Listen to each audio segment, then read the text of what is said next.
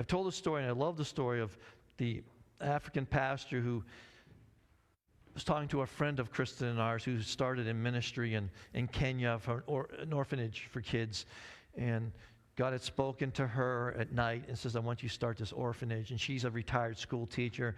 She knows nothing about starting anything, never mind an orphanage in Kenya, who she was just visiting with her sister, never been there, was just taking it in. And so she's there, and God says, no, I want you to do this. And she says, up all night journaling as Jesus was talking to me, start this orphanage. I want you to call it Oasis of Peace, and I want you to do this and this and this. And she gets up in the morning, and she goes to church, and she's being overwhelmed by this. What am I going to do? What am I going to do?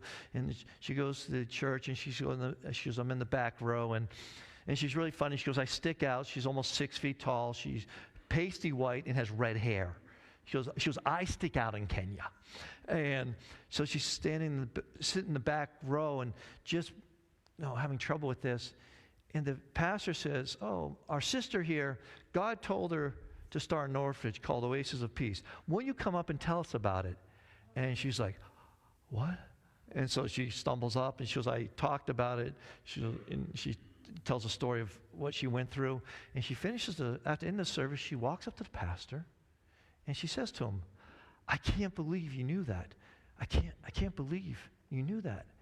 And he looks at her and says, why would God not tell me that? He said, that's what you Americans, you're surprised when God shows up.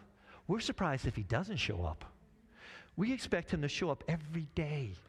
Every day we expect to hear from him. Every day we expect to see him. Every day we expect to get a word from him.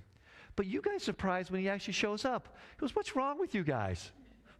He goes, also, I don't understand your prayer. You do this prayer of pray for the Holy Spirit to be present. He's in you. If he's not present, that means you left him at home.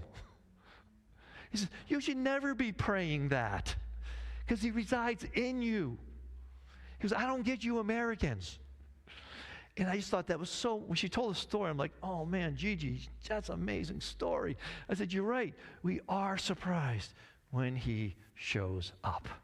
And you're expecting him to show up every single day. So you're surprised if he doesn't show up.